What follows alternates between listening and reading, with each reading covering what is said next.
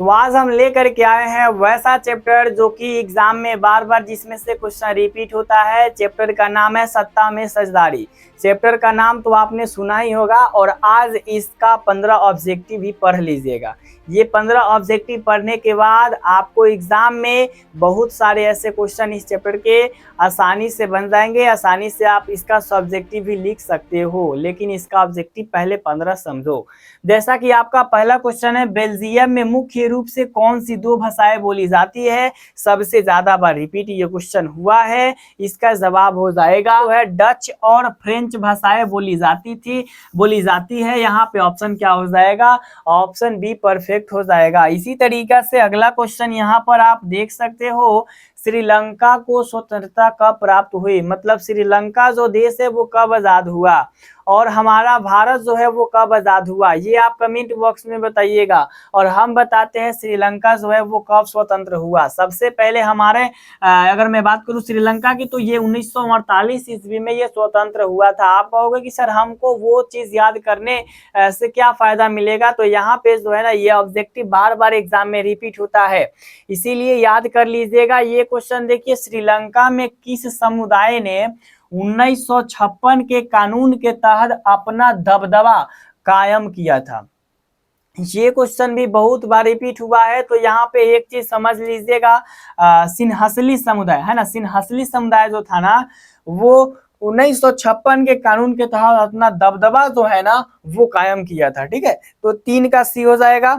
चौथा क्वेश्चन है कि बेल्जियम की राजधानी ब्रुसेल्स में कितने प्रतिशत लोग जो है फ्रेंच बोलते थे? जो बेल्जियम की जो राजधानी थी ब्रुसेल्स है ना, इसमें एक और ऑब्जेक्टिव बन जाएगा, याद कर लीजिएगा। बेल्जियम की राजधानी ब्रुसेल्स में कितने प्रतिशत जो लोग थे वो फ्रेंच बोलते थे? ये भी बहुत ज्यादा इंपॉर्टेंट है।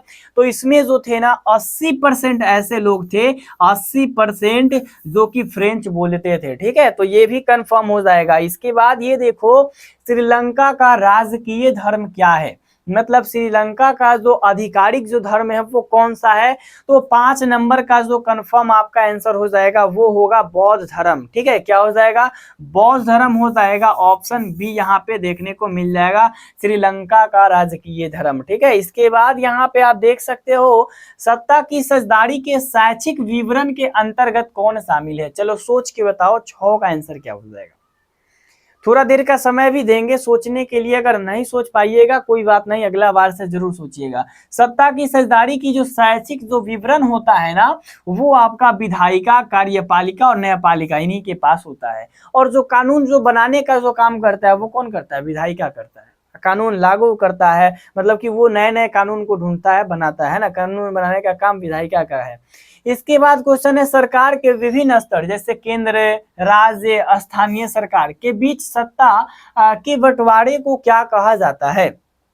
यहाँ पे थोड़ा सा एक लॉजिक है, समझिएगा। कहा ये क्वेश्चन जा रहा है कि सरकार के जो अलग अलग स्तर है, जैसे केंद्र सरकार हो गया, राज्य सरकार हो गया, स्थानीय शासन हो गया, तो उसके बीच सत्ता बांटने को क्या कहा जाता है? तो ऊर्ध्वाधर वितरण कहा जाता है ना, वर्टिकल डिस्ट्रीब्यूशन कहा जाता है, डिस्ट्रीब्यूशन। ये बात याद रखिएगा। जैसे कि आप लोगों को पता है कि राज्य सरकार अलग होता है, केंद्र सरकार अलग होता है, ठीक है ना। तो ये सब बांटने का काम क्या है? वर्टिकल। अगर मैं बात करूं तो इसके बाद यहाँ पे अगला देख सकते हो, बेल्जियम में संस्कृति, शिक्षा और भाषा जैसे मुद्दों पर फैसला लेने का अधिकार किस सरकार के पास होता था? तो बेल्जियम की अगर मैं बात करूं तो वहां पे संस्कृति, शिक्षा और भाषा जैसे मुद्दों पर फैसला लेने का जो अधिकार था वो सामुदायिक सरकार है ना, कम्युनिटी गवर्नमेंट के पास था। ठीक है, याद रखिएगा। इसके बाद अगर मैं बात करूं तो अभी तो मैं आपको 5 से 7 मिनट में ये चीज समझा दे रहा हूं, बता दे रहा हूं। आपका काम क्या बनता है, इसमें कम से कम आधा घंटा वेस्ट करना, मतलब इसमें आधा घंटा अपना समय वेस्ट करो, है ना, और इसे पूरा याद कर लो। ठीक है, तो यहाँ पे श्रीलंका में सिन्हली और तमिलों के बीच में टकराव ने किस भयानक रूप को जन्म दिया था? तो यहाँ पे अगर मैं बात करूं फाइनली तो गृह युद्ध को। ठीक है, गृह युद्ध को, श्रीलंका में सिन्हली और तमिलों के बीच टकराव जो था ना, वो सिन्हली युद्ध को क्या किया था? सिन्हली युद्ध को भयानक जन्म दिया था। इसके बाद देख सकते हो, जब 2 या 2 से अधिक राजनीतिक दल मिलकर सरकार बनाते हैं तो उसे क्या बोलते हैं, पता है? ये क्वेश्चन का जवाब पता है आप लोगों को? नहीं पता है तो कोई बात नहीं, यहाँ पे हो जाएगा आपका मतलब कि गठबंधन की सरकार, जिसमें क्या होता है, दो चार लोग आपस में मिल जाते हैं है ना, और मिल करके एक सरकार बनाते हैं, जिसको बोला जाता है गठबंधन की सरकार। इसके बाद यहाँ पे देख सकते हो, सत्ता की साझेदारी क्यों जरूरी है? यह विभिन्न सामाजिक समूहों के बीच टकराव को कम करती है, या फिर यह लोकतंत्र की आत्मा है, या फिर यह राजनीतिक व्यवस्था को स्थिरता देती है? तो यहाँ पे फाइनली अगर मैं बात करूँ तो सभी चीज सही है, तो यहाँ पर इनमें से सभी हो जाएगा, ठीक है, याद रखिएगा। इसके बाद नेक्स्ट क्वेश्चन है कि श्रीलंका के किस भाग में तमिल लोग मुख्य रूप से रहते थे? तो देखिए, श्रीलंका की अगर मैं बात करूं तो वहां का दक्षिण और उत्तर और पूर्व, ठीक है ना, उत्तर और पूर्व लोग में जो है ना वो मतलब कि तमिल लोग रहते थे, ठीक है। इसके बाद यहाँ पे आप देख सकते हो, क्वेश्चन है कि लोकतांत्रिक व्यवस्था में नियंत्रण और संतुलन की व्यवस्था किसे कहा जाता है? ये क्वेश्चन भी इंपॉर्टेंट है, बस याद करने का तरीका पता होना चाहिए, याद होना चाहिए। तो ये जो है सत्ता के शैक्षिक विवरण को, ठीक है ना, मतलब लोकतंत्र की व्यवस्था में नियंत्रण और संतुलन, नियंत्रण और संतुलन की व्यवस्था जो है सत्ता के शैक्षिक वितरण को कहा जाता है। इसके बाद यहाँ पे आप देख सकते हो, अगला क्वेश्चन है, बेल्जियम ने अपने संविधान में 1970 से 1993 के बीच कितनी बार संशोधन मतलब कि बदलाव किया है?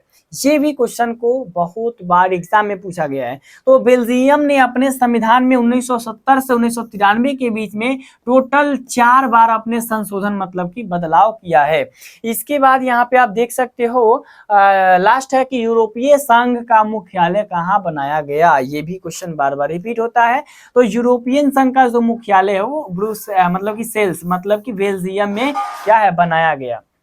तो ये बेल्जियम में आपका बनाया गया। तो ये आपका 15 ऑब्जेक्टिव जो कि बहुत ही इंपॉर्टेंट था, इसे याद कर लीजिएगा। थोड़ा सा और मेहनत दिखाइए ताकि आपको एग्जाम में अच्छे अंक प्राप्त हो सके। तो आई होप कि आज के वीडियो आपको अच्छी तरीके से समझ में आई होगी। तो मिलते हैं इसी के साथ नेक्स्ट वीडियो में, तब तक के लिए जय हिंद, जय भारत।